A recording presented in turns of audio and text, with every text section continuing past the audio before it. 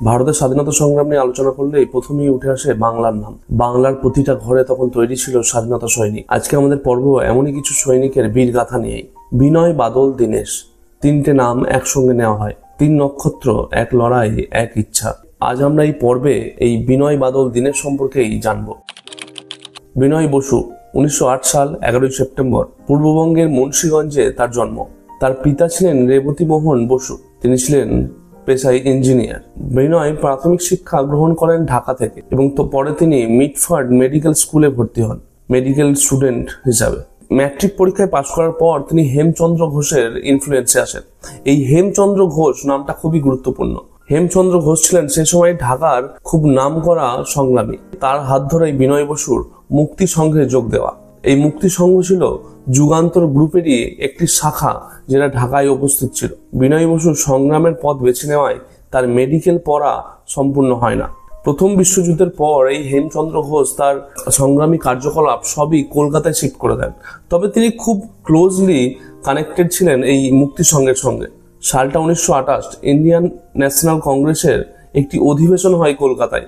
সেই সময় সুভাষচন্দ্র বোস বেঙ্গল ভলেন্টিয়ার্স নামে একটি দল গঠন করেন মেজর সত্যগুপ্তর লিডারশিপে। বিনয় এবং তার সঙ্গীরা এই বেঙ্গল ভলেন্টিয়ার্স অর্গানাইজেশনের সঙ্গে যুক্ত হয়ে যান। খুব অল্প দিনেই তার ইনফ্লুয়েন্স তিনি দলে বাড়াতে থাকেন। ঢাকাতে তার নেতৃত্বেই বেঙ্গল ভলেন্টিয়ার্সের একটি ইউনিট শুরু হয়। খুব অল্প সময়ের মধ্যে এই বেঙ্গল ভলেন্টিয়ার্স একটি অ্যাক্টিভ রেভলিউশনারি অর্গানাইজেশনে পরিণত হয়।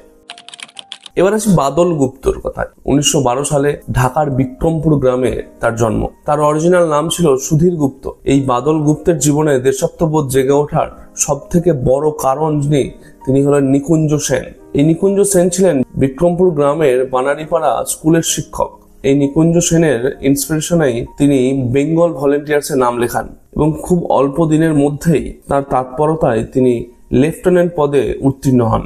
তার জীবনে অবশ্য আরো দুজনের ইনফ্লুয়েন্স ছিল, যাদের কথা না বললেই নয়। তার 2 কাকা ধরানীনাথ গুপ্ত এবং নগেন্দ্রনাথ গুপ্ত, যারা আলিপুর বোমা মামলায় অরবিন্দ ঘোষের সঙ্গে একই জেলে বন্দী ছিলেন।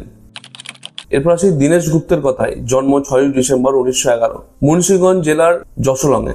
ঢাকা কলেজে পাঠরত অবস্থায় তিনি এই বেঙ্গল ভলেন্টিয়ার্সের সঙ্গে যুক্ত হন।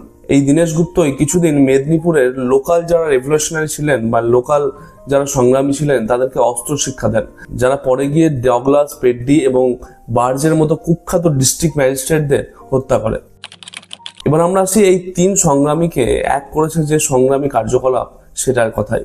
1930-এর প্রথম দিকে গোটা বাংলা জুড়ে বেঙ্গল ভলেন্টিয়ার্সরা অপারেশন ফ্রিডম লঞ্চ করে।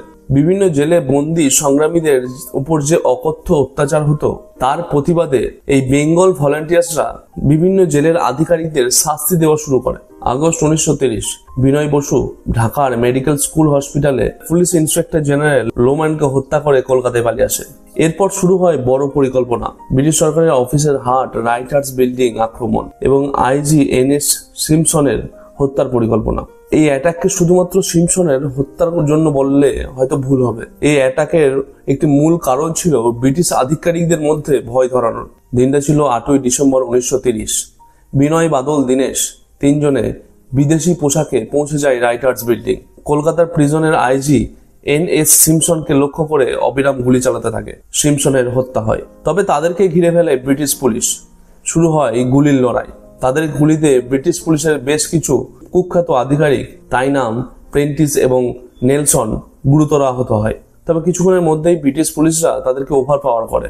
সংগ্রামী বাদল গুপ্ত পটাশিয়াম সাইনাইড খেয়ে আত্মহত্যা করেন এবং বিনয় বসু এবং দীনেশ গুপ্ত নিজেদেরকে গুলি করে আত্মহত্যার চেষ্টা করেন।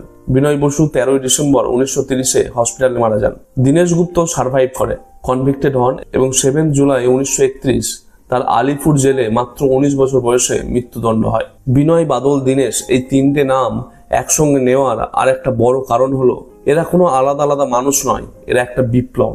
ভয় ডরহীন বাঙালি যারা ব্রিটিশকে তাদের ডেরায় ঢুকে চোখ রাঙিয়ে এসেছে। তাদের অনারে বর্তমানে রাইটার্স বিল্ডিং এর সামনে তাদের মূর্তি স্থাপন করা হয়েছে। ডালহাউসি স্কোয়ারকে বিবিডি বাগ নামে পরিচিত করা হয়েছে, অর্থাৎ বিনয়, বাদল, দীনেশ বাগ বলে পরিচিত করা হয়েছে। শেষ করার আগে 2টো কথা বলে যাই।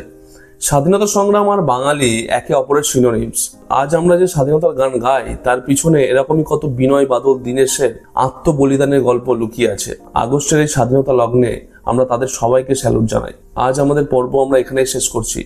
ভালো থাকবেন, সুস্থ থাকবেন। জয় হিন্দ।